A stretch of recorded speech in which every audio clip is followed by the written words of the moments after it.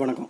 இந்த பதிவில் இயக்குனர் மார்ட்டின் வில்சன் இயக்கத்தில் இப்போ 2021 வெளிவந்திருக்கக்கூடிய கிரேட் ஒயிட் படத்தை பற்றி தான் பார்க்க போகிறோம். இந்த படத்தோட கதை என்னென்னா, ஒரு காதல் ஜோடி ஒன்று கடற்கரையில் குளிச்சுட்டு இருக்காங்க. அதுக்கப்புறம் எழுத்து போடுறாங்க.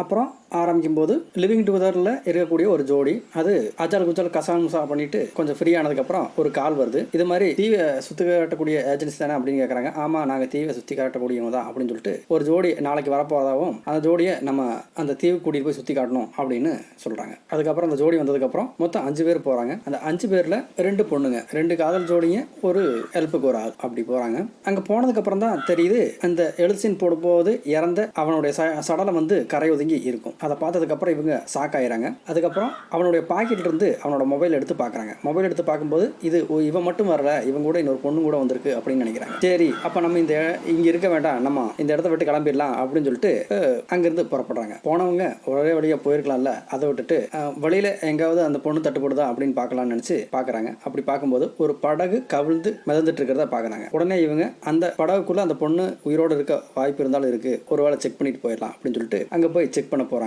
அப்போ பார்த்து அந்த சூறா வந்து இவங்க வந்த வாகனத்தையும் சேர்த்து அடிச்சு நொறுக்கிறது. அது கடல்ல முங்கி போயிடும். அதுக்கப்புறம் ஒரே ஒரு லைஃப் போட்டை வச்சுக்கிட்டு அந்த 5 பேரும் பயணிக்கிறாங்க. அந்த 5 பேரும் வந்து கரைக்கு வந்து சேரணும்னா ஒரு 150 கிலோமீட்டர் தேவைப்படும். அந்த 150 கிலோமீட்டர் பயணிச்சு அவங்களால கரைக்கு வந்து சேர முடிஞ்சுதா, இல்ல அந்த சுறா வாயில எல்லாருமே சிக்கிக்கிட்டாங்களா அப்படிங்கிறது படத்தோட கதை. இந்த படத்துல கண்டென்ட் 7வது நிமிஷம் 40வது செகண்ட்ல ஆரம்பிச்சு 8வது நிமிஷம் 10வது செகண்ட் வரைக்கும் இருக்கு. மற்றபடி இந்த படம் பார்க்கணுமா வேண்டாமான்னு கேட்டா எல்லா சுறா படத்தை போலையும் தான் இதுவும் இருக்கு. ஏற்கனவே பார்த்த படங்களை போலதான் இருக்கு. இதுல வேற எந்த வித்தியாசமும் இல்லை. அதனால பார்த்த படத்தையே பார்த்தது போலதான் இருக்கும். நன்றி.